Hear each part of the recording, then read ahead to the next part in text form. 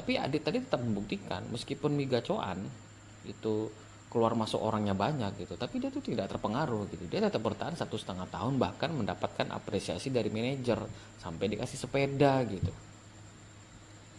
Ini kan membuktikan bahwa memang Adit ini ya bekerja ya kerja gitu, bukan eh, bukan mencari muka untuk bertahan gitu. Nggak gitu dia, sampai bisa dikasih sepeda. Semua yang lainnya tahu pekerjaan dia seperti apa. Teman-teman yang di Migacoan ketika kami datang itu melihat Adit nih, Adit bangga. Bahkan Aditnya sendiri itu nggak ngebayangin kalau suatu hari dia bakal jadi tamu tuh di tempat kerja yang lama. Itu bukan sebagai orang bekerja tapi sebagai tamu.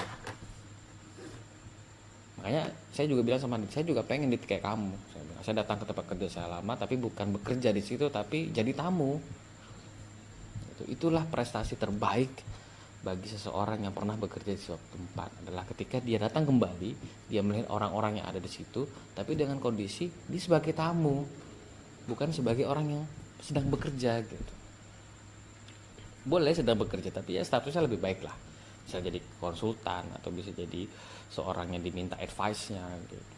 Dan itu saya betul-betul lihat di Adit ya, di sosok Adit gitu, ketika dia datang lagi ke Migacoan sebagai tamu loh, sebagai tamu yang makan di situ, bukan sebagai orang yang bekerja. Ini bukan soal tempat, ini adalah soal sikap. Jadi kemanapun kamu bekerja, kemanapun kamu berjalan, kemanapun kamu pergi, bawa sikap-sikap baik itu kemanapun itu, sehingga orang lain bisa melihat kamu sebagai seseorang pribadi yang memang punya sikap, punya prinsip, dan gak bisa digoyangkan oleh cacian ataupun makian apapun. Buat mereka sulit untuk menaklukkanmu.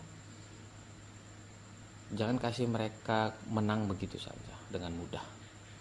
Kalau bisa sulit mereka untuk menaklukkanmu, sehingga kamu bisa fokus di pekerjaanmu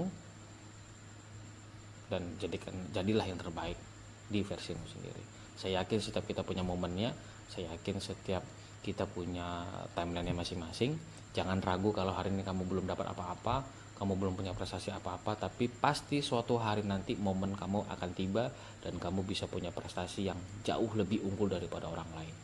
Dan pada akhirnya orang yang melontarkan cacian dan makian itu akan luluh dengan sendirinya, akan tertunduk malu, karena orang yang dulu dia caci maki itu ternyata